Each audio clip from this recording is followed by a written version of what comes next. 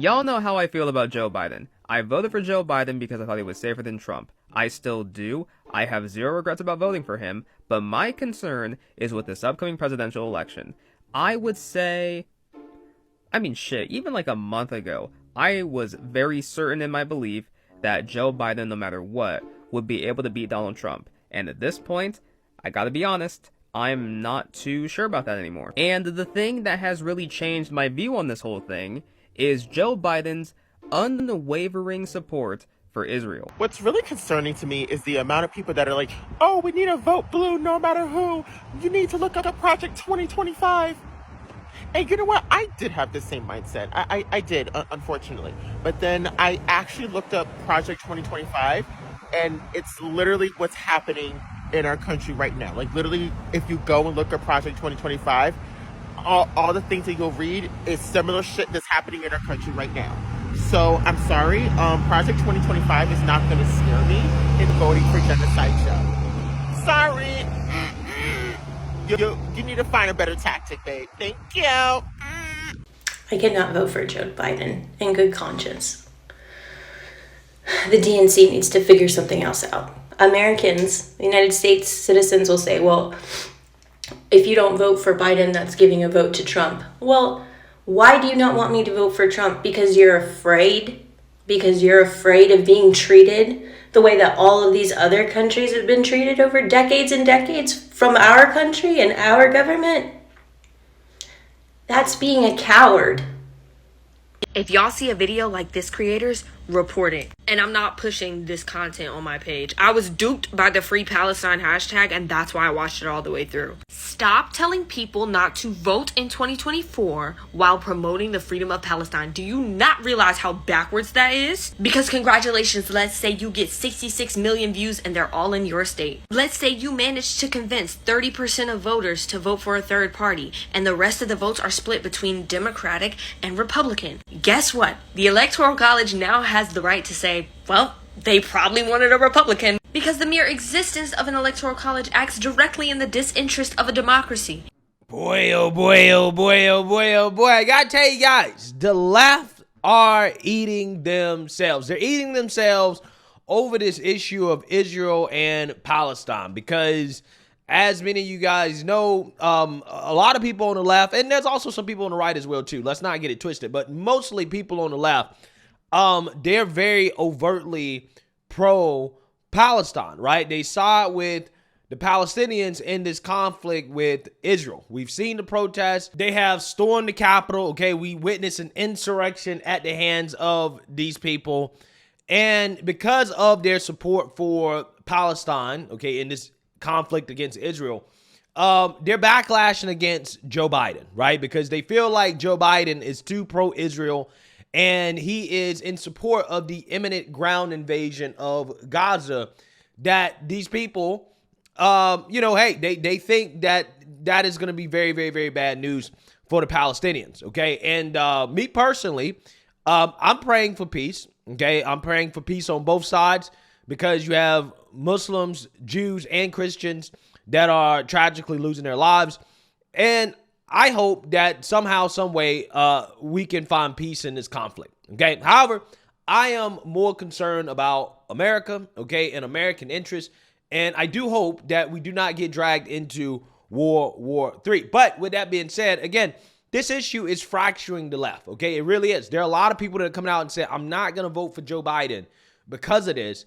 And that's the last thing that Joe Biden wants, because a lot of these people are younger voters, and the Democrats absolutely need younger voters in order to win in 2024 if Joe Biden has any hope. If young people sit out and say we don't have a reason to vote for Joe, especially because of this issue right here, it's over for Joe, right? We're talking about a Trump presidency, which, hey, that's what I'm rooting for, right? So again, I got to sit back, watch the left eat itself over this issue, which is exactly what we're about to watch here, as Hillary Clinton is going to get confronted on this issue of Joe Biden dragging us into World War III, or possibly dragging us into World War III. And I want to react to it because it's a pretty fascinating exchange, seeing Hillary Clinton get so worked up as she's getting confronted. But before we get into it, I know that it's probably hard to sleep at night with all the crazy stuff going on in the world. And that is why the sponsor of this video is Beam. So with all the crazy stuff going on in the world, I'm pretty sure that most of us can agree that it can be pretty stressful. And over the long term, this can have negative consequences on your health. This is why having good sleep is important. Good quality sleep has all kinds of health benefits, such as improved mood, healthy heart, regulated blood sugar, a restored immune system, stress relief, better athletic performance. These are all things that I value in my life. And that is why I've been trying this new clinically tested Dream Powder by Beam. Now, I gotta tell you guys, this powder right here, it knocks me out. It puts me to sleep and I stay asleep. And the reason why is because it has an all-star lineup of ingredients.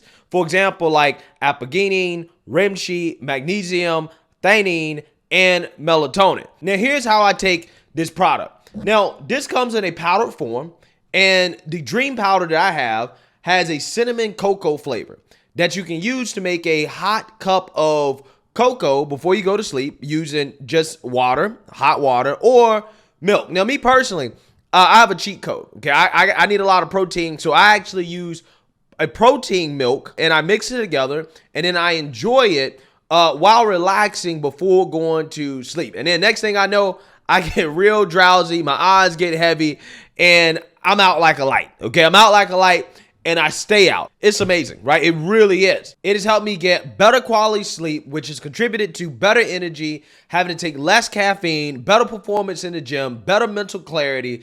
Just makes me an all-around better person, really, when you get better sleep. I'm just saying.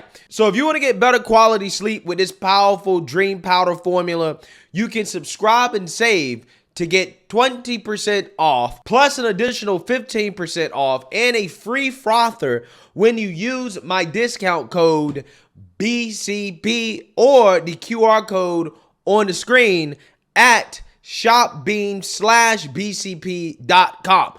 That is 35% off, up to 35% off the original price on your first order. You can pause or cancel your subscription at any time, which means that this is risk-free. Again, try this powerful Dream Powder for better sleep at shopbeam.com/BCP. Struck by the hypocrisy of this. Two more people to hear from. I'm sorry. You have a chance. Well, I'm not sorry. You sit down. I know you're not sorry. That's the point. The hypocrisy of this speech. The hypocrisy of the fact that what do you have? Can you please make a statement about President Joe Biden's speech? This is a clearly warmongering speech. President Joe Biden is calling for $100 billion of funding for Israel, Taiwan, and Ukraine, and we're supposed to just bundle these together and pretend like we're going to rush to World War III, and we're all just going to let Hillary Rodham Clinton sit here. Okay. I'm sorry. You know, this is not the way to have a conversation. I'm sorry. If you want to have a conversation, you're welcome to come talk to me afterwards. You can sit here. Okay, right. You're gonna wait for me, right? Please, I do not believe you. And I will listen to you, and I will respond to you. I do not believe you. Respectfully, I do not believe you. And the fact of the matter is that the American people's voice are what need to be heard. Yeah, they are being heard. Because our president is not speaking for the American people, and neither are you. That's your opinion. That's your opinion. Yes, that's my opinion. Well, then sit down. We've heard your opinion. Thank you very much. Now we're gonna. Boy, again. Watching Hillary get so worked up, she's really showing her true colors, right? This is probably what she's like behind closed doors, okay?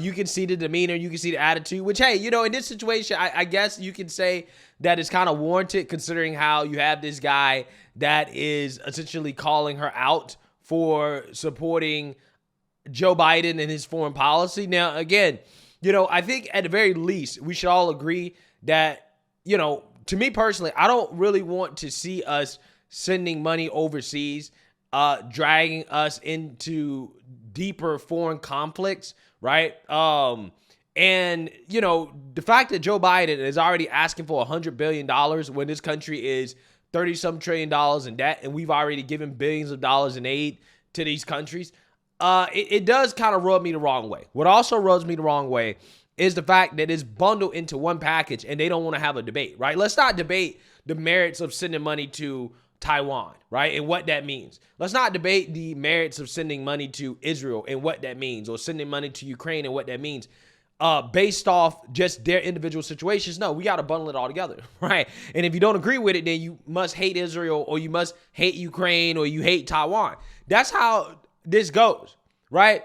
Again, I don't want to see us send money overseas, but again, how you know that a lot of this stuff is BS is when they bundle it all together instead of debating each separate conflict on its own merits without involving the other conflicts. No, they want to bundle it all together and then say that you hate X, Y, and Z group if you don't agree with sending $100 billion overseas to other people to help them out in their wars. Again, this is what's wrong with politics.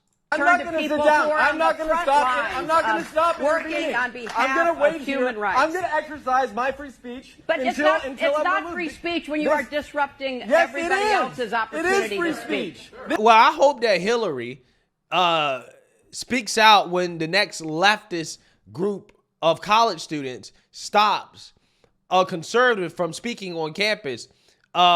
Because Hillary's acknowledging that, yeah, when you interrupt me, when you're heckling me, that's not free speech. Good. I'm glad that somebody on the left actually acknowledged that, right? So now they can stand up to all the leftists on the college campuses who don't want to let conservatives talk and say, yeah, this is not free speech, okay? Stopping her or interrupting her from speaking is not free speech, right? Just saying. This is free speech, everyone. This is free speech. That is not free speech. This is people constructing narratives that are openly hypocritical. I'm sorry. The incredible hypocrisy. You know, tell maybe me you could John actually... Foster Dulles went with Eleanor Roosevelt to bring this Declaration of the Rights of Man. John Foster Dulles was involved with the CIA. Oh, yeah. Well, you're brilliant in your historical cherry picking. The Pinochet regime. Listen. Could you please inform me about the United States Okay, involvement in these historical things? We're going to move on Listen, will you denounce Deisha, Joe Biden? Will you denounce Joe Biden's human rights, not just yelling about it. So, Frank, I want to turn to you because you are from Uganda, and Uganda's 2023 Anti-Homosexuality Act criminalizes LGBTI conduct in Uganda. To push us to World War III. Oh, Do you please. understand? It's not about Israel and Palestine. It's not football. This isn't football. It's not Team America. Well, I'm sorry, but some of us are on Team America despite our flaws and our problems. Yes, that's me. And some of us, every person on this stage. You have to stop right now. You have to stop. Or what? Wait, I want to say one thing. Every person on this stage has risked their life, their income, their reputation, their careers, and what have you done other than stand up and disrupt? I need you to my record and these women's records and Frank's records against you any day of the year. I'll respond. What I have done is I have asked Hillary Rodham Clinton to denounce the president's openly warmongering, suicidal, idiotic speech. And I've given my answer. I will not do that. So that's the end of our conversation. But I'll still meet you outside. But you're done. Right now. Okay, Frank. Frank has...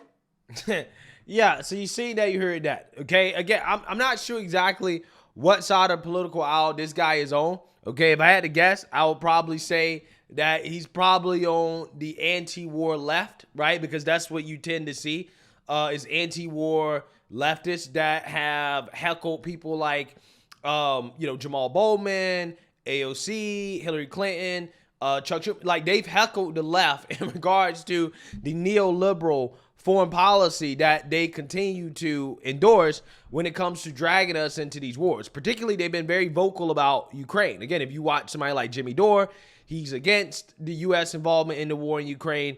So I would probably guess that guy is probably closer to that side of the political aisle, but I'm not entirely sure. I don't know. What I do know is that, again, this issue is eating the left, right? The left is basically telling Joe Biden, we're not going to vote for you if you support Israel in this conflict. And that is a big problem for the Biden administration because he's already down in the polls, right? It already looks like if the election was held today, he would more than likely lose to Trump.